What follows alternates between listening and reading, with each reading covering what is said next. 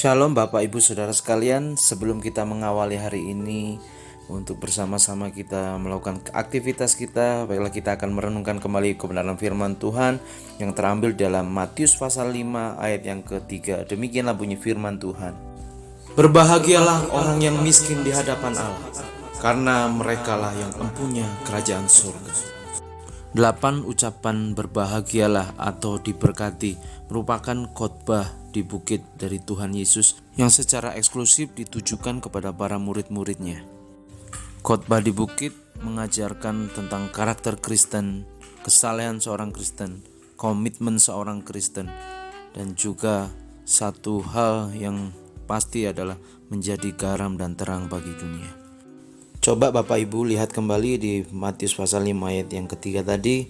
Kita akan melihat bagaimana setidaknya ada dua hal yang kita akan pelajari. Pertama, melihat arti miskin di hadapan Allah bukan berarti miskin secara materi. Tetapi ketika dari terjemahan bahasa Inggris diterjemahkan di dalam bahasa Indonesia, miskin di hadapan Allah, dalam kata aslinya dikatakan bahwa poor in spirit, miskin secara spiritual.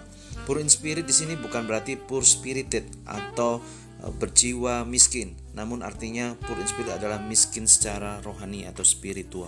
Selanjutnya adalah hal yang kedua dari arti miskin di hadapan Allah adalah berbahagialah karena merekalah yang mempunyai kerajaan surga.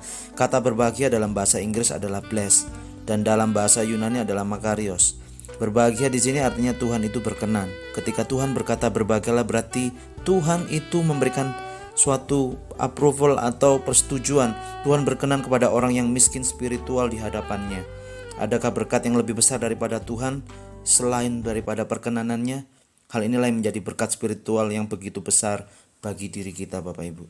Jadi miskin secara rohani di hadapan Allah berarti bahwa kita menyadari bahwa kita tidak mempunyai perbuatan baik atau amal yang dapat diandalkan agar kita masuk ke dalam kerajaan surga. Itu hanya menggantungkan hidup sepenuhnya pada Allah untuk keselamatan kita. Untuk itu Bapak Ibu Saudara sekalian, marilah kita memberikan hidup kita, menyatakan bahwa memang kita sangat bergantung dan hidup kita hanya Tuhan yang mampu menyelamatkan, Tuhan yang mampu menolong kita, dan sepenuhnya hanya perkenanan Tuhanlah yang bisa menjadikan kita layak untuk hidup di hadapannya. Biarlah firman Tuhan pada pagi hari ini menjadikan berkat bagi Bapak Ibu sekalian.